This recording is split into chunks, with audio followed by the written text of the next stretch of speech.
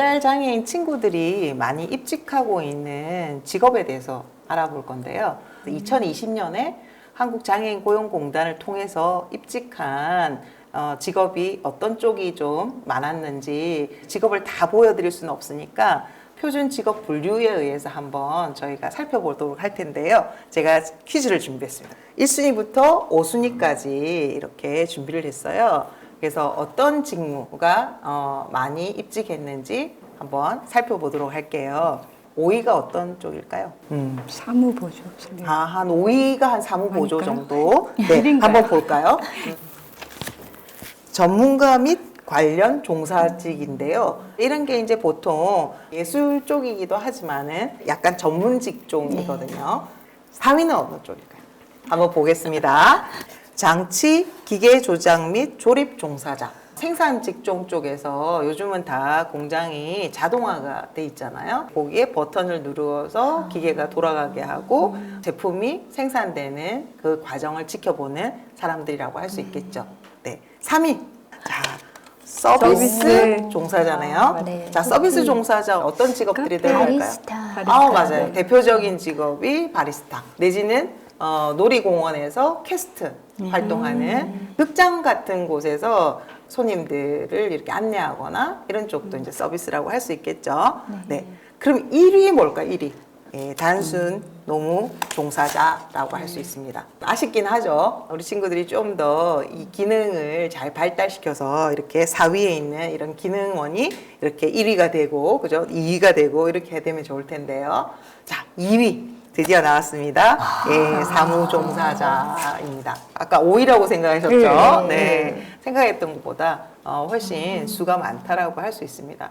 작년에 3,500명 정도가 사무직으로 입직을 했다라고 지금 보고되어 있습니다. 직접 보시니까 생각보다 우리 친구들이 역할을 할 수 있는 데가 많을 수 있다라는 생각이 드시죠? 학교 교육 자체도 계속 수준이 높아지고 있는 상태고 무엇보다도 직업훈련들이 많아지고 있습니다. 직업훈련의 기회도 많아지고 있고 또 장애인 공단을 통해서 구인업체를 많이 발굴하고 있어요. 그래서 실제로 우리 친구들이 할 수 있는 직무, 집중력이 굉장히 좋잖아요. 그런 능력을 생각해서 그런 쪽의 직무를 계속 확장하기 위해서 많은 노력들을 하고 있습니다. 우리 자녀들이 어떤 흥미를 가지고 있는지, 어떤 강점을 가지고 있는지는 확인해 보셨는데 지금 공단에 많이 입직하고 있는 직업을 중심으로 한번 찾아보도록 하겠습니다.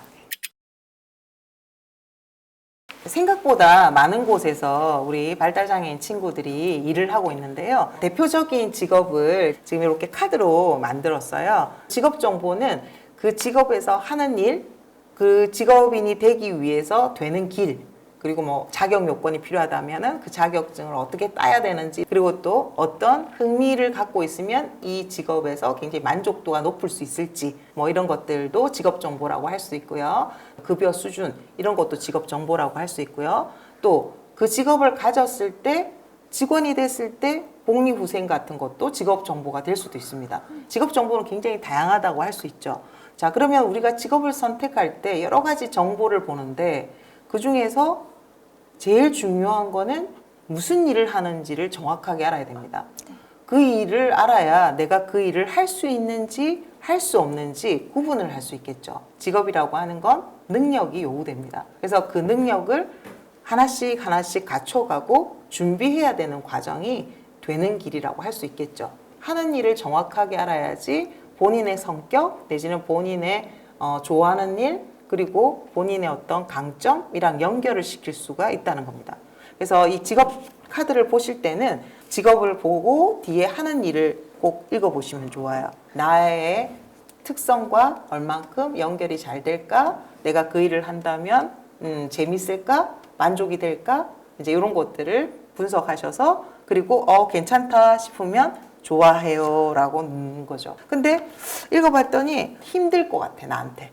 안 맞을 것 같아. 이런 거는 싫어함이라고 표현하는 겁니다. 직업 카드를 지금부터 한번 검사를 해볼 텐데요. 직업명을 보고 뒷면을 보고 하는 일을 읽어보고 내가 좋아하면 좋아한다로, 내가 싫어하면 싫어한다로, 좋다, 싫다로 일단 구분하는 거예요. 근데 읽어봤는데 좋은지 싫은지 잘 모르겠어요. 그런 게 있죠. 네. 내가 좋아하는지 싫어하는지 잘 모르겠어요. 그럼 모르겠음. 그래서 모르겠음에다 놓는 거예요. 네, 지금부터 좋아한다, 싫어한다, 잘 모르겠다로 직업 카드를 구분해 주시면 돼요. 네. 네, 시작해 보세요.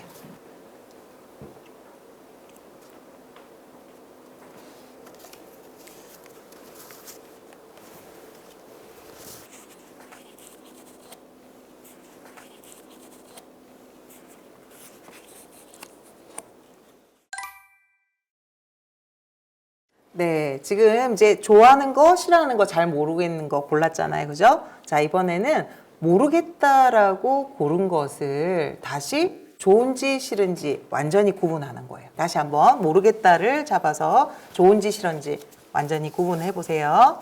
네. 그래도 잘 모르겠어요. 모르겠다로 놔야 되겠죠? 그렇지만 되도록이면 이럴 때는 좋다, 싫다 딱 두 갈래로 놓는 것이 좋아요.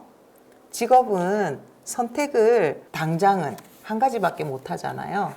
그리고 난 다음에 얼마 있다가 다시 준비해서 다른 직업을 가질 수는 있지만 지금 현재 내가 하나를 골라야지만 그 직업 생활을 할 수 있죠. 그렇기 때문에 늘 우리가 의사결정하는 훈련을 해야 돼요. 이걸 하겠어. 아니, 나는 이게 더 좋아. 좋은 게 없으면 대안을 자꾸 만들어야 되는 거죠. 그래서 정보를 많이 알고 있으면 선택하기가 수월하다는 겁니다.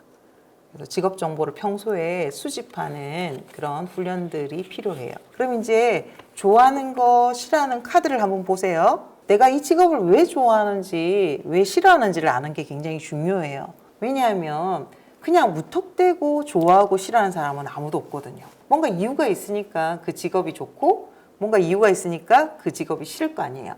그러면 그 이유를 찾아보면 공통점이 있겠죠.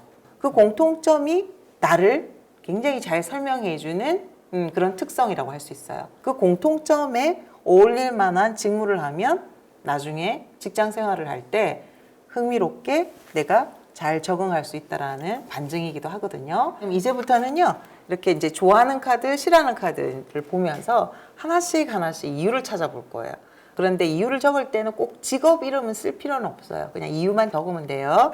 발을 정자로 이제 표시하는 거예요. 이유가 겹치는 것들은. 네. 어떤 이유들 때문에 내가 이 직업을 좋아하고 싫어하는지를 정확하게 파악해보는 시간을 갖도록 할게요. 좋아하는 것도 다 적어보시고요. 네. 싫어하는 것도 다 적어보세요. 지금 이유 찾기를 하실 때는 우리 친구들이 이유를 찾는 게 쉽지 않을 수 있어요. 직업 정보도 잘 모르는 경우들도 있고 하기 때문에 그냥 좋아서 내지는 재밌으니까 이렇게 하면은 정확하게 자기 분석을 하기가 힘들거든요. 어머니들께서 단어를 잘 보시면서 우리 친구들이 그 직업과 그 어떤 흥미랑 그게 연결되는지 같이 찾으셔가지고 어머니들께서 좀 적어주시면 정확한 분석을 할 수 있을 것 같습니다. 아까 왜 좋아요에다가 선택했어? 강사. 이거는 그림 그려서 그러세요. 그다음에 그림. 지금 이유 찾기를 다 진행해 주셨는데요. 어떠세요? 해보니까 자녀들의 이 특성이 좀 더 두드러지게 나타나나요? 네. 네. 이 이유 찾기를 하는 게 굉장히 중요한 게요. 이것이 나중에 의사결정을 할 때 굉장히 중요한 기준이 된다는 겁니다. 만약에 하고 싶은 일이 생겼어요. 그래서 이제 채용 정보를 보고 그 직업을 할까 말까 고민이 되잖아요. 그러면 이제 이 이유랑 비교를 해보는 거예요. 거기 가서 일을 했을 때 지금 예진이 같은 경우는 신체적으로 힘든 거가 싫어요 라고 주로 정리를 했어요. 그러면 그 일이 몸을 많이 고단하게 하는 일인지 아닌지를 기준으로 삼아야 되겠죠. 그런 일이 싫으니까 들어가면 어떻게 되겠어요? 적응을 못 한다라는 거겠죠. 근데 지금 오히려 지금 신체적으로는 괜찮지만 정기 같은 경우에는 안전하지 않은 게 싫어요. 위험한 게 싫어요 라고 얘기를 했거든요. 그럼 위험한 상황에 자주 노출될 수 있는 직무라면 정기는 선택을 하기보다는 좀 더 고려해 볼 필요가 있다라는 거죠. 자, 이거는 홀랜드라고 하는 성격 심리학자의 이론을 가지고 구분을 해 놓은 거예요. 그래서 맨 위에 있는 이런 특성은 좋아하는 일이 만들기, 고치기, 뭐 수리하기 이런 활동들은 신체적 움직임이 많은 일을 선호해요. 혼자서 뭔가 뚝딱뚝딱 만들어내는 도구를 가지고 이용하는 일을 좋아해요. 그러니까 어때요? 기계 고치는 건 잘할 수 있겠지만, 그리고 좋아하지만 다른 사람들이랑 소통을 하고 대화를 나누고 커뮤니케이션 하는 거는 그닥 좋아하지 않아요. 그러니까 그런 환경에 자주 노출되면 이런 사람들은 스트레스 받을 가능성이 있겠죠. 그 다음에 이제 두 번째 파란색 같은 경우에는요, 관찰하거나 분석하거나 이런 분들은 탐구형이라고 해서 한 가지 깊이 파고드는 타입들이세요. 끝까지 하는 타입들인 거죠. 그래서 엉덩이를 붙이고 오랫동안 공부를 하는 이런 사람들이라고 할 수 있습니다. 물론 여기서 하는 공부라고 하는 건 어떤 학문적인 것도 될 수 있지만 자기가 좋아하는 거에 몰입을 하는 그런 공부를 얘기해요. 원인을 찾아내려고 노력하는 그런 쪽에 흥미가 있다는 거예요. 그다음에 분홍색 같은 경우는 예술형이라고 합니다.